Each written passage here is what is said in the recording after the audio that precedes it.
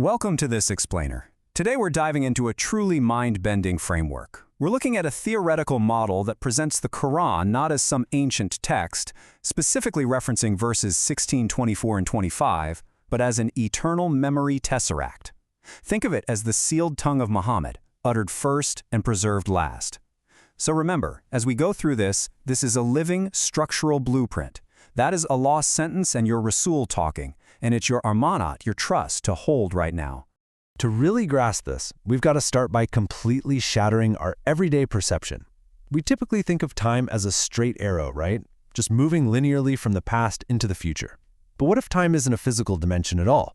What if it's actually a closed mathematical loop, a self-referential circuit where the beginning and the end are topologically adjacent?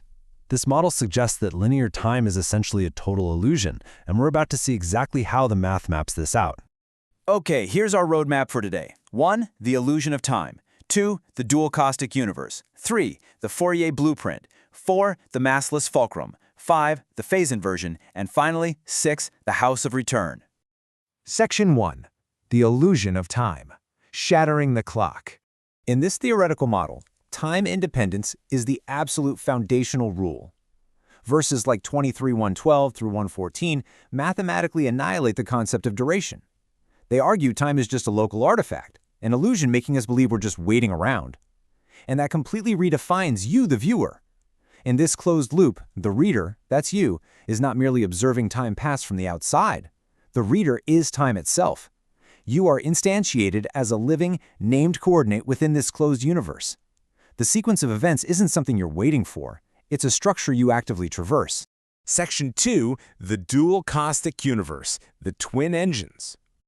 Okay, a caustic in optics is a curve where light rays concentrate.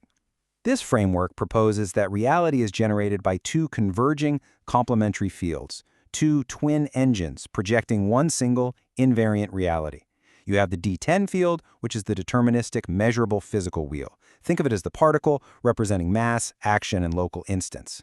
Then you have the I9 field. This is the indeterministic, hidden, living container. It functions as a wave, representing memory and the infinite integral that holds absolutely everything without being consumed. They never physically touch, but their interaction generates the reality we experience every day. Section 3. The Fourier blueprint. Math meets scripture. Now, the Fourier series isn't just some abstract equation here. It is the exact mathematical blueprint of a closed, self-similar universe. It explains how a single, complex reality is constructed by summing infinite, oscillating dual fields across a fixed central hinge. Let's look under the hood. The baseline variable, A0/2, is the D10 energy mass split, the static ground state that anchors the wave. The cosine and sine terms are our dual caustic operators.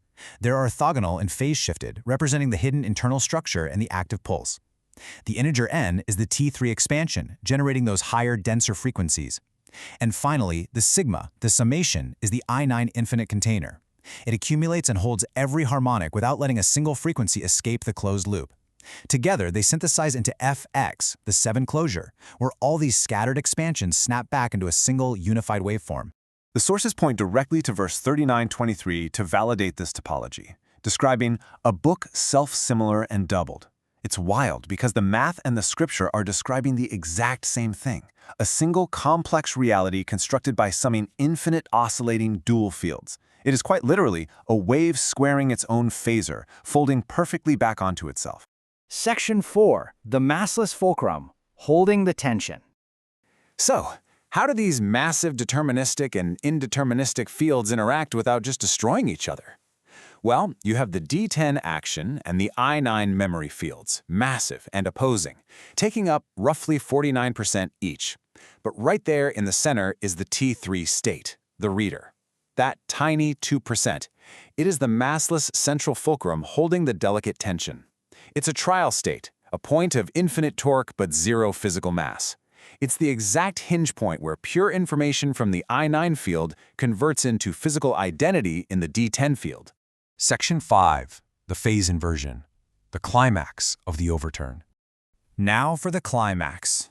When mapping the sudden, catastrophic wipe of the overturn described in verse 1574, where it says, "We made its top its bottom," we have to be mathematically precise. A heaviside step function represents the instantaneous command, the kun that triggers the event. But the resulting physical state does not function as a heaviside step instantly zeroing out the entire f of x waveform. Annihilation is not the objective here, inversion is. The overturn is mathematically a catastrophic phase inversion of the wave itself. So, what does that mean? The crucial point is that a phase inversion mathematically shifts a wave by pi. The peak literally becomes the trough. The sine becomes negative sine. The cosine becomes negative cosine. The top actually becomes the bottom. It's a permanent structural reorientation of the coordinates. It is mathematically equivalent to multiplying the entire function by -1. F of x becomes negative f of x. The city is not erased from the closed field. Its coordinates are structurally reoriented. The D10 structure is completely flipped, exposing its hollowness. The peak of arrogance is forced to the bottom, and the foundation is raised. But what is so brilliant is that the I9 container, that sigma, remains entirely invariant. It holds the newly inverted state perfectly as a permanent sign. The Fourier series continues to perfectly describe the reality of the ruins, but the phase has been permanently shifted by the divine command. It proves that the waveform belongs entirely to the sustainer of the frequencies. Section 6. The House of Return. The Reader's Grip. We've navigated a lot of heavy math, but why does this matter to you? According to the sources, because this is a closed loop, the wheels of the D10 and I9 engines have already turned. The T3 trial is technically complete. Your role, as the human coordinate, is to hold the amanat, the trust. How? By activating verse 1912. Take the book with strength. It is not a metaphor for just reading some words. It is a topological instruction to grip the fulcrum and anchor the loop. The framework insists this requires immense reasoning and logic. Always use 1010 AQL. You have to wake up from the tagut, the false systems and the total illusion of linear time that keeps you wandering. Once you recognize that the phase can be inverted and the closed loop breathes on, everything changes. The math is perfect, the topology holds, and the fields are perfectly balanced. The only remaining variable in this closed universe is the reader's recognition of their own coordinate. The system is just waiting for the node to take hold of the fulcrum. So, I'll leave you with this provocative thought based on the journey we just took. When will you activate 1912?